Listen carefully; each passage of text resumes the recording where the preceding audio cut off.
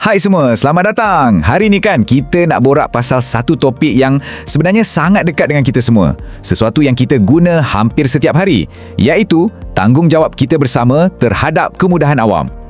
Okey, sebelum kita pergi lebih jauh, cuba fikir sekejap. Apa agaknya persamaan antara perhentian bas, taman permainan dan juga perpustakaan? Semua ni tempatnya kita kongsi kan? Tapi, apa sebenarnya yang menyatukan semua tempat ni? Jom kita rungkai. Baiklah, kita mulakan dengan bahagian 1. Kat sini kita nak faham betul-betul apa sebenarnya yang kita maksudkan dengan harta benda awam ni. Jadi, apa itu kemudahan awam? Senang cerita, ia adalah semua servis, infrastruktur dan kemudahan yang kerajaan sediakan untuk kita guna sama-sama. Anggap je macam harta kita semua sebagai satu komuniti. Bukan milik seorang individu, tapi milik kita semua. Jadi, tanggungjawab pun kenalah bersama kan? Dan cuba tengok senarai ni, banyak gila kan? Ini menunjukkan betapa kemudahan awam ni memang sebahagian besar daripada hidup kita. Daripada benda-benda asas macam tandas awam dan taman permainan, sampailah ke infrastruktur yang sangat penting macam jalan raya, hospital dan sekolah. Malah, buku teks yang dipinjamkan tu pun, itu pun sebahagian daripadanya. Okey, kita dah tahu apa itu kemudahan awam. Sekarang, jom kita tengok kenapa kita kena jaga. Dalam bahagian kedua ni, kita akan gali sikit asas moral di sebalik tanggungjawab kita ni. Sumber kita membawa kita kepada satu petikan yang sangat mendalam dari surah Al-Qasas. Mesejnya sangat jelas dan padu. Kita diseru untuk jadi ejen kebaikan, untuk membina, bukannya merosakkan. Ini adalah panggilan untuk kita memelihara persekitaran kita, untuk menyumbang secara positif dan tolak sebarang bentuk kerosakan. Baiklah, daripada teori, jom kita masuk ke bab praktikal pula. Dalam bahagian ketiga ni, kita akan lihat macam mana nak aplikasikan prinsip tadi dalam kehidupan seharian. Kita akan bedah 5 adab utama yang patut kita amalkan bila guna kemudahan awam.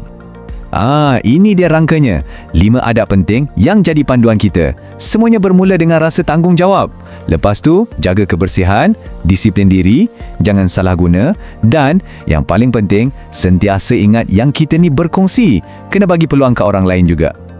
Slide ni tunjuk perbezaan yang sangat ketara. Sebelah kiri, inilah cara yang betul. Guna dan pastikan ia dalam keadaan baik untuk orang seterusnya. Sebelah kanan pula, ini contoh penyalahgunaan. Conteng dinding, rosakkan barang. Ini bukan setakat vandalisme tau, tapi ini dah macam menafikan hak orang lain untuk guna kemudahan yang sama.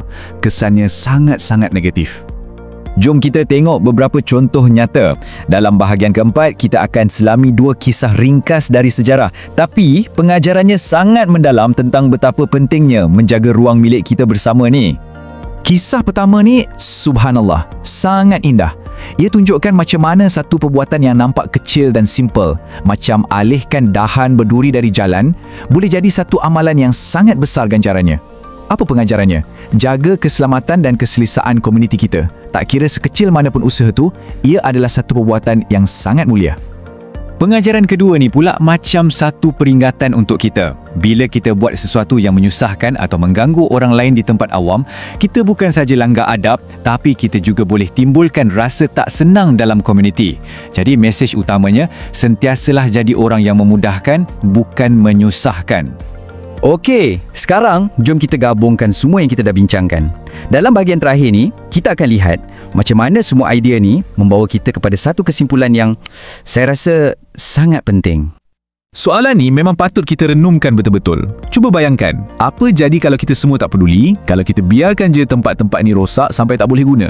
Fikirkan kos nak baiki, kesusahan yang kita semua akan hadapi, dan semangat komuniti yang hilang bila tempat yang kita harap-harapkan setiap hari, tiba-tiba dah tak ada. Dan inilah kesimpulan kita. Inilah intipati perbincangan kita hari ini. Kemudahan awam ni bukan setakat bangunan atau jalan raya tau. Ia adalah satu amanah. Menjaganya bukan sekadar tanggungjawab biasa, tapi ia adalah cerminan sebuah masyarakat yang prihatin dan hidup. Masyarakat yang faham bahawa apa yang kita jaga hari ini bukan untuk kita je, tapi sebagai warisan untuk generasi akan datang.